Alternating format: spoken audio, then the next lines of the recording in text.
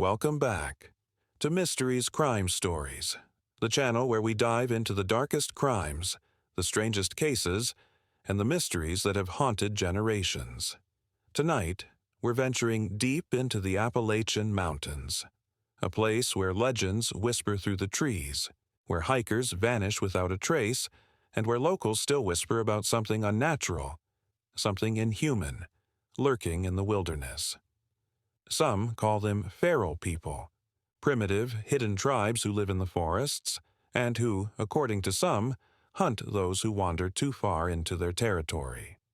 This is not just folklore, because in the Smoky Mountains, case after case of missing teenagers has left investigators baffled, families devastated, and conspiracy theorists certain that the official story doesn't tell the whole truth. This is the story of the Feral People Conspiracy and the teen hikers who may have fallen victim to it. The Appalachian Mountains, a land of shadows. The Appalachian Mountain Range stretches nearly 2,000 miles across the eastern United States, but it is in the Great Smoky Mountains National Park, straddling Tennessee and North Carolina, where many of the strangest disappearances occur. This is one of the most visited parks in America. Millions of people walk its trails every year. Families camp here. Scouts hike here. Teenagers come for school field trips and summer adventures. But the Smokies also hold rugged terrain, thick forests, deep ravines, sudden drop-offs, and dense fog that rolls in without warning. Once you stray from the trail, it can feel like you're walking into another world, one where you're not alone. And for decades, hikers, especially teenagers, have gone missing here under circumstances so bizarre that many refuse to believe it's just nature at work. Case 1. Dennis Martin. Father's Day, 1969. It was Father's Day weekend, June 1969, when 6-year-old Dennis Martin joined his family on a camping trip in the Smokies. The Martins were an outdoorsy family, experienced hikers. Dennis was a playful boy, excited to explore the wilderness. They stopped near a meadow at Spence Field, not far from the Appalachian Trail. Dennis and his brothers wanted to play a prank. They would hide in the trees, then jump out to scare the adults. Dennis ran into the woods and was never seen again. His family searched immediately, calling his name until their voices were hoarse. Park rangers and volunteers launched what became one of the largest search and rescue operations in U.S. national park history. Hundreds of people combed the area, helicopters scanned from above, and even Green Berets, elite U.S. Army soldiers, joined the search. Yet no trace of Dennis was ever found. Witnesses later reported something chilling. A family camping nearby claimed they heard a terrible scream and saw a rough-looking man moving quickly through the woods as if carrying something. Could this have been Dennis? Or had the boy simply gotten lost in the forest, his small frame disappearing in the undergrowth? Officially, Dennis is listed as missing, presumed lost. But among locals, a darker theory grew. He had been taken, and whispers began of wild men in the mountains, people who live far outside society, feeding off the land, and sometimes off others. Case 2. Trenny Gibson, the vanishing teenager, fast forward to October 1976. 16-year-old Trenny Gibson was on a school field trip with 40 other students from Bearden High School in Knoxville, Tennessee. The group hiked along the Andrews Bald Trail in the Smokies. It was a crisp autumn afternoon. Witnesses recall that Trenny walked behind some classmates, then moved ahead to catch up with others. She stopped briefly to look at some wildflowers, and then she was gone. Her classmates assumed she had lagged behind, but when they regrouped, Trenny wasn't there. Searchers scoured the trail, calling her name. Rangers and dogs joined the effort, covering miles of wilderness. Her scent trail led a short distance, and then vanished.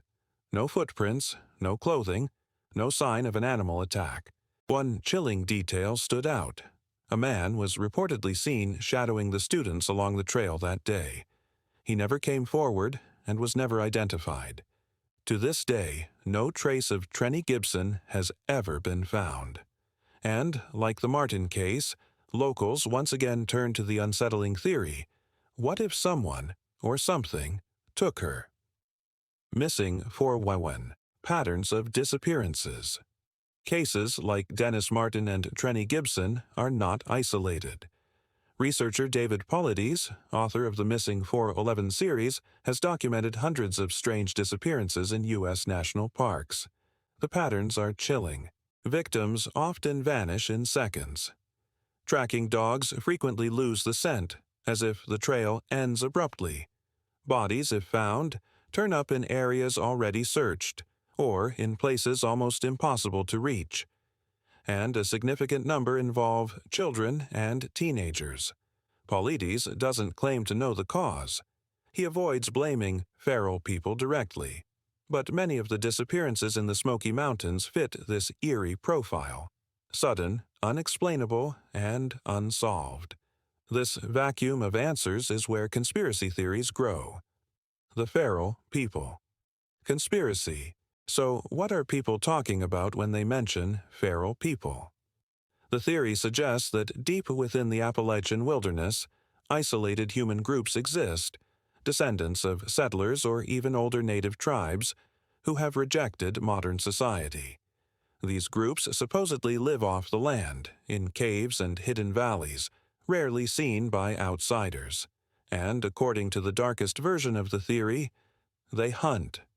Stories circulate of hikers being watched, of strange cries at night, of makeshift camps found miles off trail. Locals whisper about cannibal clans, passed down from the frontier days. In online forums and viral TikToks, people claim the National Park Service hides this truth to protect tourism. After all, who would visit if they thought feral hunters stalked the trails? Of course, skeptics dismiss this as folklore, pointing out that most disappearances can be explained by accidents, weather, or simply the vast, unforgiving terrain. But then there are the cases, like Dennis and Trenny, that don't add up. Witness testimonies and strange reports. The Smokies are full of unsettling stories. Hikers describe hearing screams echoing through the valleys, screams that don't sound like animals.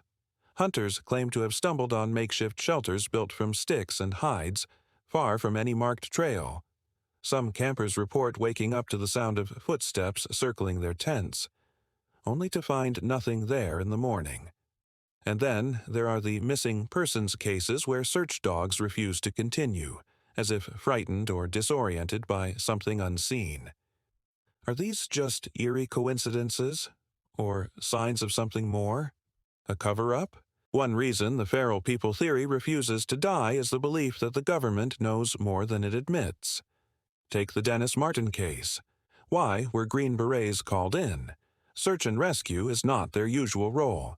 Some conspiracy theorists argue they weren't just searching, they were hunting something dangerous. In the Trenny Gibson case, her parents were told not to speak publicly about certain details, though whether this was police procedure or something darker is debated.